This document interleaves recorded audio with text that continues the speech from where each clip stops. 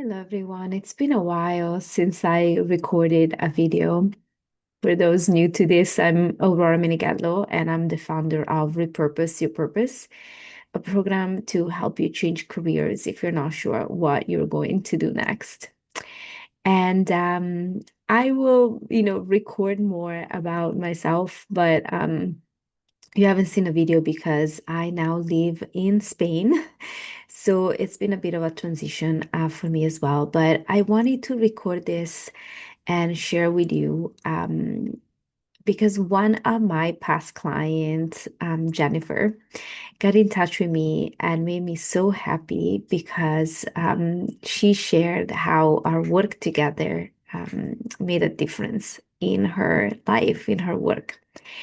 And so she offered to record um, a little bit about her journey.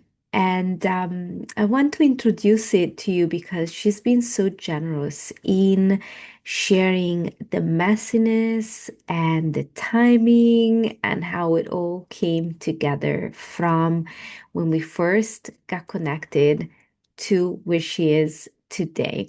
And I hope to have a podcast episode in a few months or a year to follow up, on everything that happens next in her journey. But so, without further ado, this is Jennifer sharing her story, and you will hear about the intensive, which is my 6 day coaching program and a whole lot more. But anyway, I'm gonna let you experience it for yourself. Here we go. So everyone, I am so grateful to talk to Jennifer. I received an email from her that she wanted to share what she's been up to after working with me a few years ago, and I don't know much about it, so everything is gonna be a surprise for me as well. We're doing this recording and well, Jennifer, thank you so much. It was the highlight of my day, of the week, of the month. I mean, getting that email from you made me so happy. And I was wondering before, you tell me all the details, can we start from the beginning for people who don't know you that might be watching or listening to this? What brought you to repurpose your purpose to work with me originally? Like, where were you at? I know exactly where I was. Was at my computer and I Googled how to change careers, and your Huffington Post article came up. Um, and I don't know if you recall, it was a while back, but it was promoting your business and your approach. And I felt like it was very different than everything else I was reading about career coaching. Repurpose Your Purpose. Like the name just took me, and I dove in and I went on your site. And at that time, I was in a time of transition. I had gotten laid off. And about 8 months prior to that, I was hospitalized for burnout. And so I knew that I really needed to think about what my next move was. And unfortunately, I was on unemployment, so I had some time. And so I'd never been on unemployment before, so it was like a dream. And I thought, okay, what do I want to do? So I kind of just did my favorite things. I'm really into genealogy. And so I just did like a deep dive. I renewed my Ancestry subscription and I spent a lot of time there. I got into listening to this woman that reads tarot cards, and I started doing tarot cards, and I was just living my best life away from the stress of I'm a project manager, and I'd done corporate project management for a lot of years. So I was just in a really good place of just kind of following my intuition. And I was going through some writing, some old writing, and I found like a vision statement that I had written for myself in my 20s. And in it, it said, I want to teach workshops about spirituality and the arts. And then you promoted your facilitator workshop. I don't know, it was on your newsletter or something. And I was like, oh, it's a sign. So I took the course and I loved it. I hadn't done anything just like fun, just to learn in so long. And the idea for a genealogy workshop came to me. And so I spent the weeks just learning about workshop facilitation and the Circle Way. Um, and yeah, I developed this workshop. I developed a frame, a pitch, and it just kind of came together very organically. I had a lot of fun. And it was really an intersection between genealogy, spirituality, resilience, because as I was doing all this research about my ancestors, I was learning about their stories and their resilience and what they'd overcome. And I was just in this transitional period in my life, and I just kept tapping into it, thinking, okay, if they did that, I can do this. And it was just a real source of strength. Um, and so I did that, and I was very motivated to keep going with that. And then I got a message on LinkedIn from someone that was looking to hire a project manager in my old world. And in that time, I was living in Colorado. I'm from New York City. And I decided that I wanted to move back to the East Coast. I really missed my family, especially it was during COVID. And I was just like, I need to get back home. And so this opportunity fell in my lap, and it was a freelance project manager position. I thought, okay, great. It was New York based, and I was in Colorado. And so I accepted it. I wasn't even unemployed very long. And I thought, oh, it's a freelance job, and I can use it to get back to New York. And so I did. And then, of course, within like a few months, they were like, we have a full-time role, which was very rare. People freelanced at this company for like 5 years before they um, got a full-time offer. And so it's just a few months later, I accepted the role. I moved back to the East Coast. I settled in Connecticut, and the office was in New York City in Times Square. And so I just got sucked back in. I honestly, when I had that incident where I got burned out and hospitalized, and I just really thought, okay, I can step away from project management. There's other things for me to do. I have a lot of skills. It's going to be okay.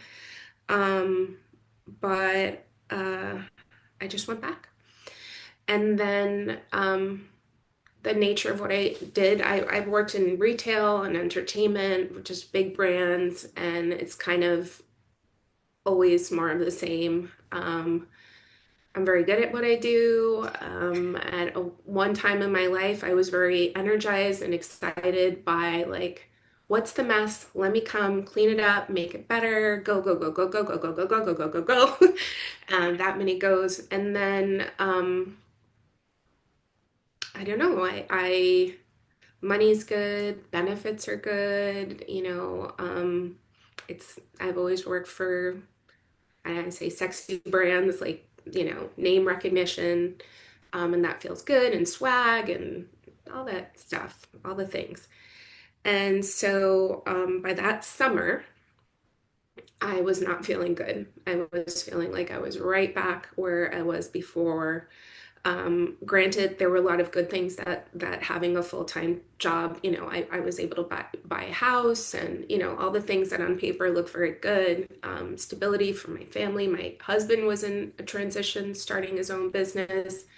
Um, but I felt really fragile, exhausted, anxiety, didn't feel good in my body. And I just was like, I'm here again. And so I think I reached out to you, and I thought, okay, what can I do to, take this skill set I have, and at least I used to work in the nonprofit sector. I did for 6 years in a similar role, but at least it was mission based. Um, and I thought, okay, if I can at least do something mission based and apply my skills, maybe that will feel better. And so I reached out to you, and we did it was 5 or 6. Intensive. 6 days Yeah. intensive. Yeah. Um, and that was very, very transformative and powerful for a lot of reasons.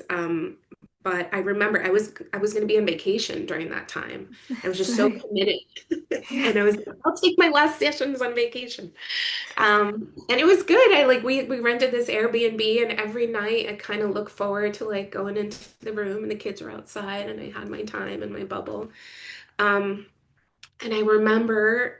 because I'm very efficient. At the end of every session, I came up with one word that described like what I learned for the day.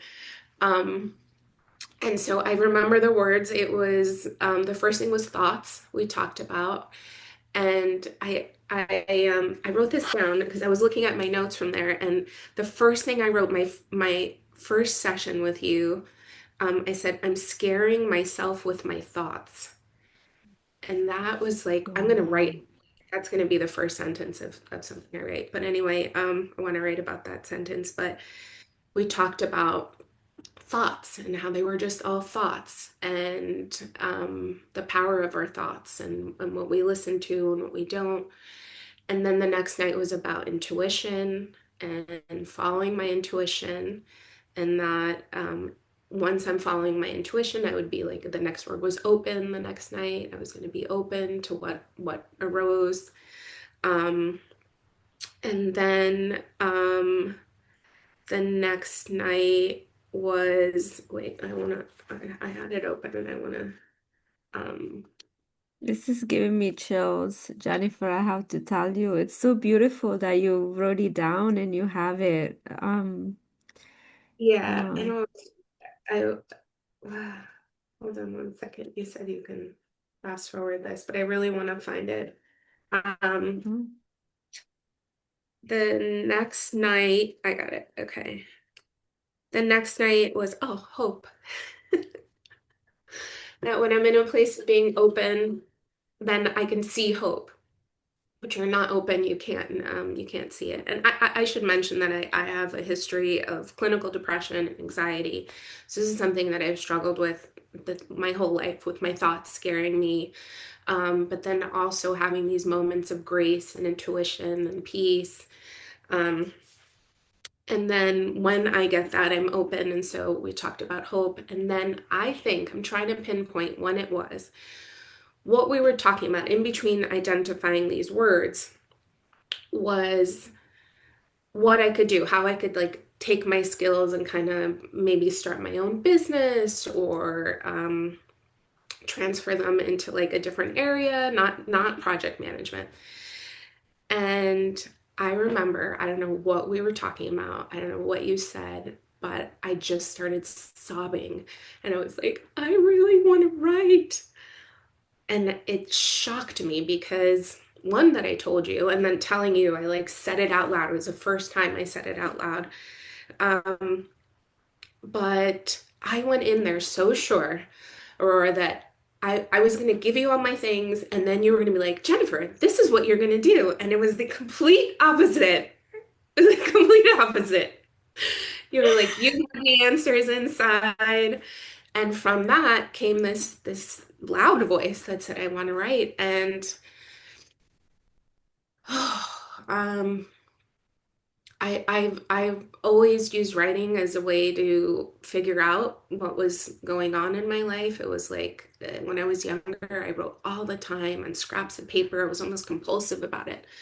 Um, I wanted to be an English major in college, but I didn't think I was smart enough. And so I was an anthropology major, which cultural anthropology, where all I did was write anyway. I don't know why I couldn't give myself permission to be an English major and just, but I didn't. And so it just felt one so true, so hopeful, so honest, so intuitive. Um, and I thought, okay, well now it's out there. And then the next thing that came up was the next night was slow down. That was the message. And I'll get to that in a little bit. But when I read that last night, it kind of took my breath away because this is really a theme for me about slowing down, especially working in project management for 15 years. It's the opposite. I said the go, go, go thing. And slowing down is something I don't have a lot of experience with. Um, I think probably I'm scared of it also because of my history with depression and that I've had moments in my life where I slowed down, like my brain slowed down and it wasn't working. So I know that I'm afraid to slow down. Um, but that if I slowed down, then I would have insights, which is 1000% true. So from that, um, I was doing this while I was at work, and it was we were talking a lot about consulting. I thought, okay, well, I can consult. Like I have this skill. I'm very good at project management. Like maybe if it was in small doses for maybe a nonprofit or something, that would feel better. I went back, not that I went back to work, but it felt like a bubble because we were on vacation. And so then I went back to work, and it was really weird, or not, synergetically at work, what we were talking about was starting to like show up at work. And at one point, my director said, you know, you could do this for other people and you're going to leave me. And I was like, but yeah, so the seed was planted. So from that, I started going to the library every Sunday and just writing, or Saturdays, and I'd spend like 4 hours and I just started writing. And I did have an idea for a book. Um, and so that was the first step, is making this weekly commitment to myself to write. And I really wanted a writing community, and I didn't know how to find that. It was also intimidating to me. Just being from New York, I always said that's like, in New York, you don't, I don't know, I'm making my experience with having creative outlets, especially my family was like working class, like unless you were 3 years old taking tap and dance and then you were gonna like go on to have a career as a dancer, why do it? You know what I mean? I wasn't an English major. I didn't have a portfolio or byline. Why was I going to start writing? And so that was the first thing, was like doing it in this very small doses. Okay, what can I do? What doesn't feel scary? And so I hadn't written with that commitment in about 7 years, which is a long time considering I used to write all the time. And so from the library, I would go to the library. I found out about a writing, like a drop-in free writing group that they had. And so I started going to that. And then one day I picked a book up off the shelf, and I read, the author went to Sarah Lawrence writing workshop, which was like, oh, that's not far from me. And so it was just all these little signs, you know what I mean, that just kept popping up, and I just took the next step. And from that, I ended up registering in Sarah Lawrence for an intensive memoir workshop. And that was intense. I'd never done anything like that. It was my first class. And the assignment was at the end of I think it was 8 weeks. Yeah, we would have 50 pages of a manuscript. And so I did it. And I cannot tell you the high from how I would print it and I had it in my hand. And I was getting really great feedback in the workshop, and people were surprised, impressed. I'm afraid to use those words, but they're true, that I'd never taken a writing workshop. Um, and the really weird thing, energetic, thing was, out of the 8 participants in the class, 6 of them wrote about suicide. So there was this topic of mental health in the class, and I even asked my workshop teacher, I said, has this ever happened to you before? And she said, no. I thought I really needed to hear all those stories, and they needed to hear me. So it was just like another layer of affirmation that what I want to write about is of interest, and it's something that people need to talk about, because it's part of my story.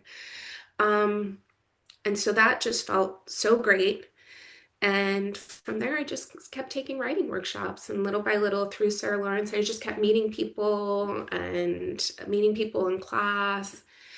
And then I started calling myself a writer, first very, oh, I like to write. And I was like, no, I'm a writer. And then I would hear it in the workshop. People would say, you're a writer. And I was like, I am a writer.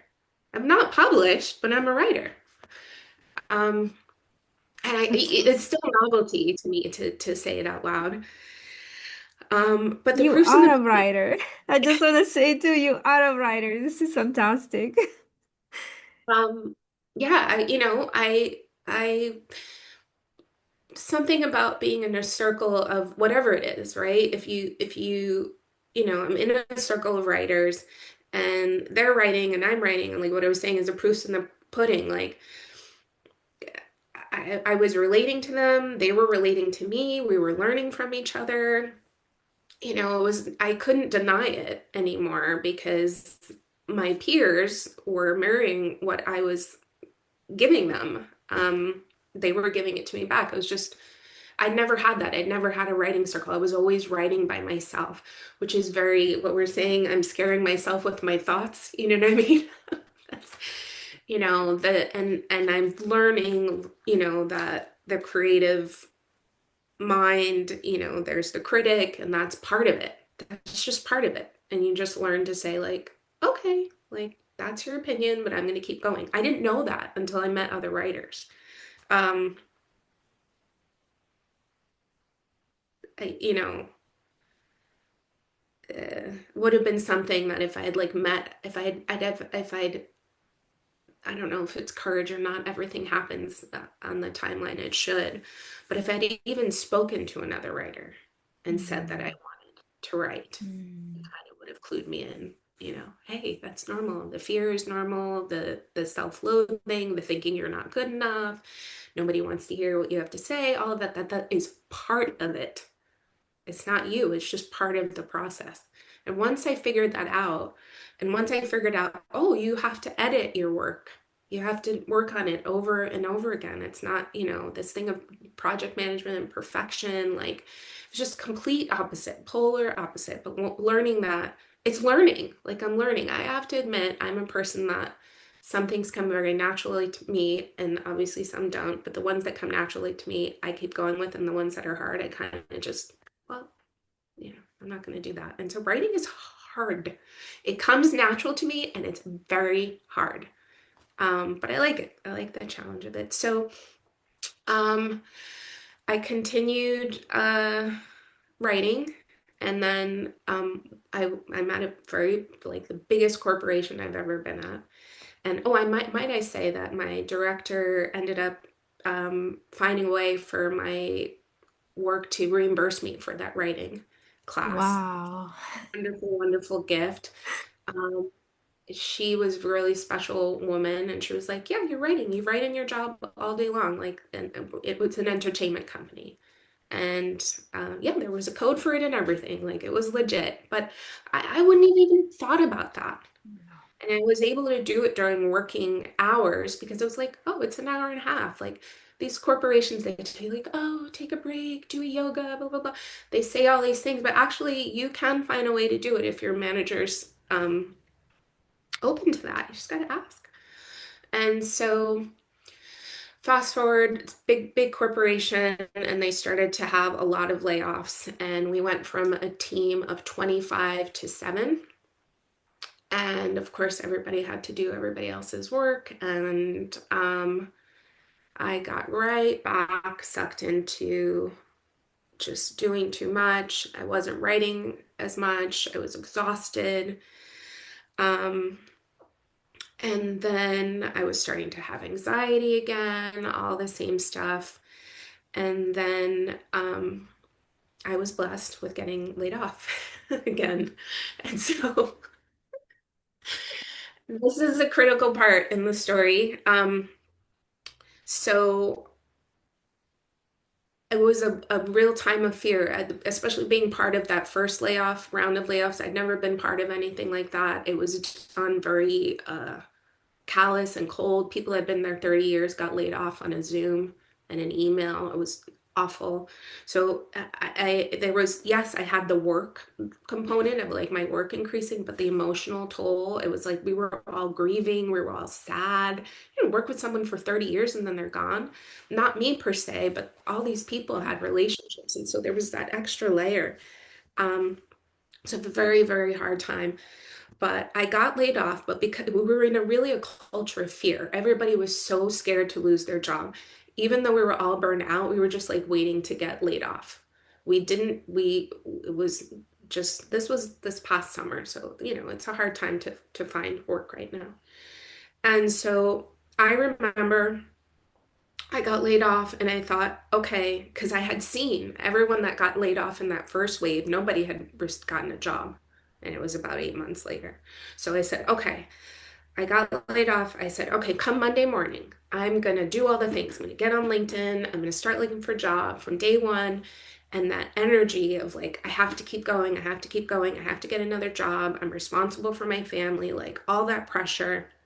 Even as I talk about it, my chest, Yeah. I just, it was a really scary time. And then this thing of slow down, going back to slow down. And so I was in a goodbye Zoom with some coworkers, and one of my coworkers, she was young, she knew that I was writing, and she was like, Jennifer's going to take this time to write, work on her book. And I kind of was like, I don't have time for that. I have to find a job. And so, um, 2 days later, I had an accident. And I had not been paying attention. And for weeks, I was so distracted with work.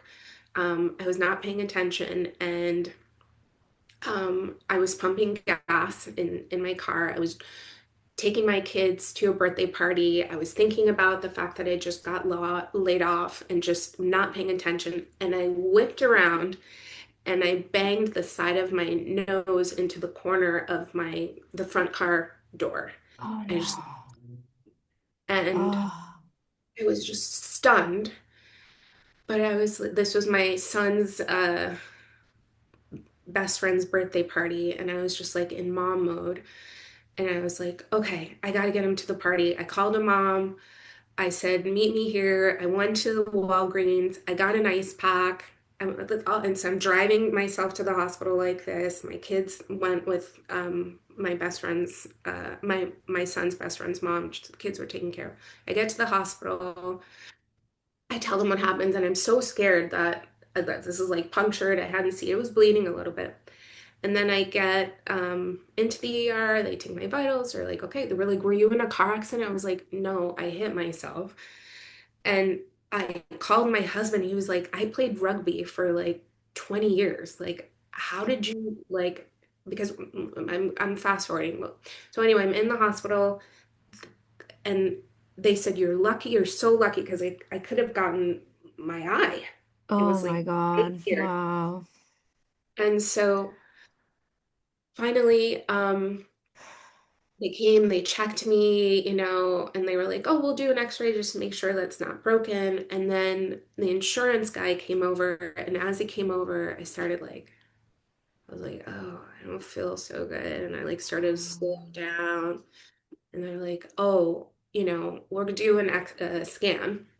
And it turns out that I gave myself concussion. Oh my God. In the Wow. in the hospital, they said, oh, it's a mild concussion. Now, they said, go home, be quiet, cocoon yourself. That's the a way that they deal with concussion. And so I came home, the slightest sound was too loud, and so I had to be in a room and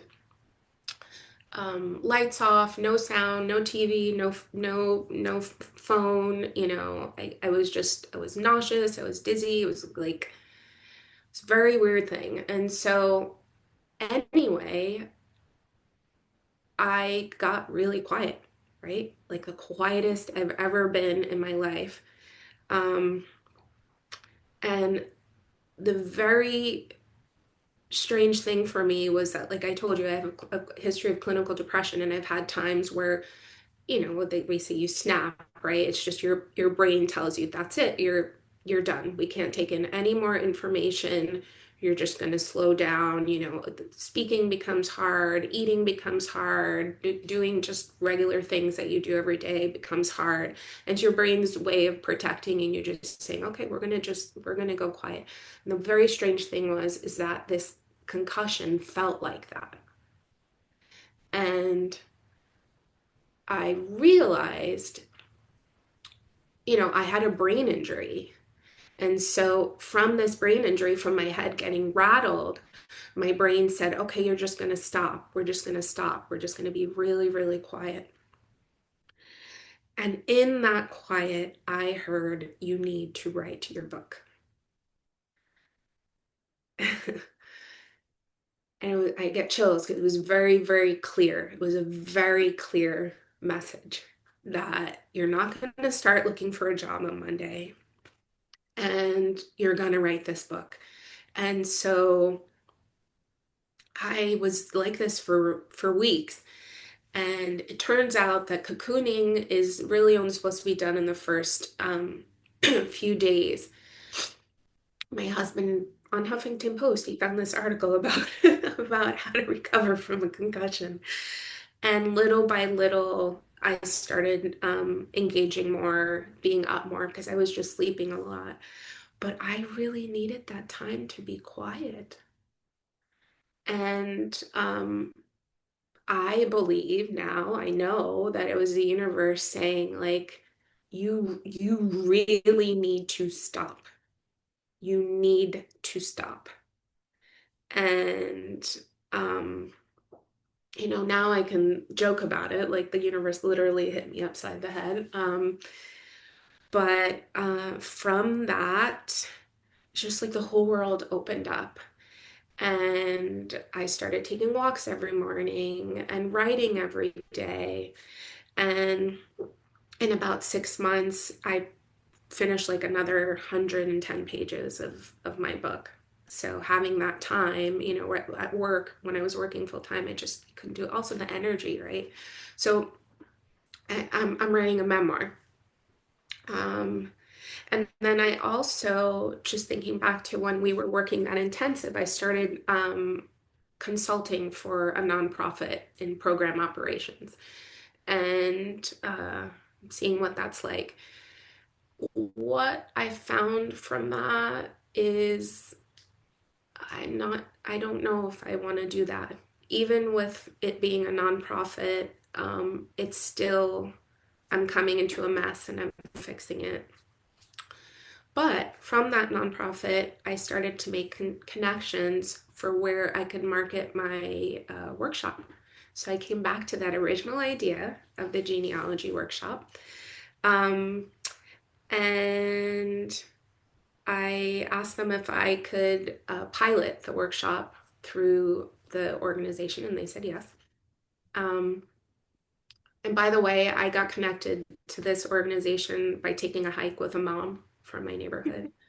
And it was a very organic experience. And I piloted it. I had one session done. It was a 6 week workshop. It was the one that I did with you. It was like in 2021. But okay, I want to say something about that, but okay, you keep going, but then I want to say something. And every week I was like, I had an idea, I had an outline, I had notes, but every week I was building this lesson plan as building the plane while I was flying it. I know how to do that from working in project management. I know to do that really well. And so that's definitely an application of this skill. And it was magical. It was like the universe put all the people that I needed in the workshop, diverse, you know what I mean, in terms of someone that had done a lot of genealogy research, someone that had done a little bit, and someone that had no relatives to even ask questions to get their genealogy information. So full spectrum. Um, and this idea that I had all those years ago, it worked. It worked. And so that brings you to where I am now. I just piloted the workshop. I'm still working on my memoir. Um, I can talk more in detail about those things. But that is when I got your annual, the workbook. And that's when I was like, I need to tell Aurora that it worked. Those two Okay. Thank worked together. you. This is amazing to hear your story. The first thing, that I really want to tell you is that I also want to tell people listening here. So when we did that facilitation workshop, facilitation course, it was on how to facilitate a transformative workshop. And Yes, at the yes. end, yes. And at the end, what we did is that everybody who participated could teach a 15 or 20-minute version of the workshop with people that anybody that would want to come, right? Remember? And so I posted it out with my business and then you all invited somebody you knew, whatever. So we had a few people, right? And it was the idea was like, okay, try it out. Try the 15, 20-minute version. Is not the whole thing, but you can try with real people because the point of that course was really that your workshop wasn't just about information, it was about transformation. And I Mm. still remember your mini version of it. It gave me chills. All the people that were there went quiet. Like I just remember having this chills, like, wow, she hit it. Like this is really driving this home, like energetically, like emotionally. Like I still remember it was that impactful. So to me, it's like it makes me so happy that you actually working on it and now it's ready to be in the world and all that kind of thing because you had the seed there and it was really, really powerful. I can just imagine, once it's a full 6 weeks. It yeah, thank you for that feedback, and I'm so glad that you remembered it and that it made an impact. I've had that feedback before that people had a very emotional response to that first session. So that's what I use to pitch now, that first session, a version of it. Um, but yeah, and there's definitely a pulse and energy to the work. Even myself, when I was doing the lesson plans every week, my genealogy research kept progressing and all these different woo-woo, like, how did I find that? How did I figure that out? And really feeling led by my ancestors. But thank you for that feedback because I do want to keep going with it. And there's no timeline. I guess that was my biggest thing that I wanted to tell you. Like, this has taken years for me to get here. You know what I mean? There's like, it's not a linear path, you know? I had to get to where I was in corporate America. I had to get to even this most recent, like, okay, I tried doing program operations as a consultant, and I really don't want to do that work anymore. And then this morning, I got an email from someone in my old life, saying, hey, I have a freelance position, making good money for 6 months. And it's exactly what happened to me when I went to my last job. And I'm like, I just want to give myself time. I'm very fortunate because I worked all these years that I have a buffer, that financially we're not in dire straits. I want to give myself time and trust this feedback that you just gave me, you know, trust all the synergy and just give myself a chance to finish my memoir, and to get this workshop series off the ground. Project management and all that stuff, that's going to be there. I have really good connections, um, a strong, solid foundation there that I think I can always go back to. Um, but this feels like this is the time for this right now. Wow. For my I feel like you're giving me and everybody here such a gift by sharing this. I remember how we talked about the coaching intensive and you were gonna go on vacation. And I said, but it's not really intensive. It's called intensive because it's 6 days in a row, but it will be relaxing. And I remember how good it was that you were on vacation. I really remember that sense of slowing down and how fast the insights were really coming in a powerful way. Yeah, and it was a relaxing vacation. It wasn't like an itinerary vacation, so I think that Yeah. worked. Yeah. So I'm curious, like, if you could go back to, yourself of, a few years ago, like, what would you tell yourself thinking about, okay, I want to change careers, I don't know, I'm burnout, all these things. Like, what would you tell yourself from what you know now? This might be like a weird response, and I feel emotional saying it. Like, I feel like I've been held. It's like the universe didn't forget me. I think I forgot spirit, life force. And so I almost feel like I would tell myself, like, whatever you do, you're gonna be okay. Like, just have faith in that because I've had moments in my life where I can see what this world is really about, what this life is about, what it is to do your purpose. Like, just trust that, and that you'll come back to it. It will come back to you. You know what I mean? Because I don't know that I'm very open now, but over the years, because of my work, I wasn't always open. I wasn't slowing down. So I guess I would say you don't really need to do anything. You just need to, like, when you have those moments, pay attention. Pay attention. I would say that. But trust that, like, the universe has got you and you're going to end up where you're supposed to be. And it doesn't let you forget it. Yeah, exactly. Exactly. Exactly. And I've had an awareness of something greater than me, something bigger than me since I was a teenager. And once that was sparked, that really has never gone away. There's, hills and valleys and plains, but um whatever, spiritual awakening or something like that. Like I always have that in me. So just kind of trust that even if you're stressed right now and it doesn't look like, someone asked me recently, like, oh, where are you spiritually? And I would say in the past 5 years, it's always been like, oh God, I need to be doing more. But I'm finally in a place where I'm making conscious contact with a higher power all day, every day. And that's the difference. And I need to hear myself say that out loud because that is the difference. And then every day, you just keep showing up, paying attention. So, Jennifer, I'm looking forward to your memoir and to your full workshop. And if anybody is interested in hearing more about these things or wants to be in touch with you, like how can they find you? So right now I have just my portfolio website, jenniferltoro.com, my name, and then I have a page there that tells about my workshops. Um, I'm going to have my first piece published in an anthology about eating disorders. That's coming. And I hope I know I need to do a Substack page, so I have one actually. It's the same Jennifer L Toro. It has nothing right now. That's okay.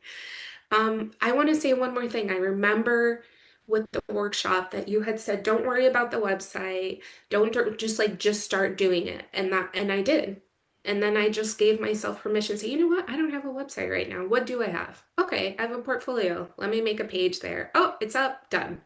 Now, I did business cards. So and I opened a Gmail account and I'm being mentored by like a former CEO. I'm doing what's in front of me, what's easy, but like I'm not getting really hung up in the marketing and this and that. I need to figure out what I'm doing. Like if it's even something, worth selling. I'm working on my business plan. Like all of it can happen at the same time. Um, I wanted to say that too because that stuck with me. And thankfully, I didn't feel like, oh, I need to put this website up to start doing workshops. No, I reached out to the public library, reached out to the historical society. I did say that I don't have social media. So everything I've been doing is very organic. Like I'm the head of the PTA, and so I'm making relationships with the middle school and the high school, kind of old school. I'm a Gen Xer, but it's working. It's Me too. working. And I think it's really important. No, thank you for sharing this because I think that these themes you're bringing up, I mean, you're bringing up so many things, but slowing down, going one step at a time, and also trusting the timing. This is so important because we all have, the right time for our own self. And that's the inner work, but it's also the outer work. And sometimes when we focus too much on the marketing, it's like it takes us away from the substance. And the first thing is it working? Is it impacting people? Is it sharing what I want to say in the way that feels authentic to me? All these things like come first, right? And then at some point it feels like, okay, now I want to go all in the marketing. Now I really am excited. Now I really want to take, and it will feel right at that point. And I think what was it, your second word from the intensive intuition? I mean, to follow that, right? It was the thoughts, the intuition. Oh, open. Okay, open to intuition, right? Or open to, yeah, yeah. And so it's beautiful. Anything else you want to share or anything that you like to say to anybody here who, is really caught up in this, I don't know what I want to do next and I want to change, but I'm lost as to what I want to do next. Anything else you want to share with people? Um, I mean, if you're thinking about working with Aurora, they should work with you. Um, Ask the question again. What is it? If there's something that Is there anything else you like to share or that you would like to say, to people that right now I feel, know, they don't know? never too late. And if there's something quiet inside of you that keeps coming back, pay attention. I've always known I Mm. wanted to be a writer, Mm. always. But it wasn't, I've been hearing this, are you answering the call? You know what I mean? Are you pushing it down? And I came from a working class family. I wanted to do things out of college that I didn't think, okay, well, I can't do that. That's not for me. That's not for me. But it's not going to go away. Whatever that quiet thing is inside of you that keeps coming up, like pay attention to it. Pay attention to it. And if you pay attention to it, I feel like opportunities in the universe will like reaffirm that. But the more you try to ignore it or push it down, for me, that just caused me a lot of pain and sadness. And, especially in corporate America, I felt like I had to dim myself. You know what I mean? I couldn't be my full, authentic self, but I kept trying because you got to make that money. You have to have that stability. But like, I don't know how my life could have looked, but like I'm glad that I'm paying attention because I finally feel like I fit in my skin. Um, yeah. Thank you so much. So to wrap this up in the spirit of the word of the day, is there a word that comes to you today? Insights. My out of that light list is insights, and that's the last one. I hope that Insights. insights, because then you can just follow them. They usually lead you to the next right thing. Thank you so much. I'm so moved. And again, I'm so grateful that you share this with me and with everybody. I am going to close the recording now. Okay. Thank you. Thank you so much for this time and for wanting to talk to me. This has been really Oh wonderful. no, thank you. Thank you. And I was so taken in by the moment, and it's been so moving for me to hear Jennifer's story that I forgot to leave a little, ending here, inviting you if you're curious about learning more and if you wanna explore working with me, head over to repurposeyourpurpose.com and find more about what I do.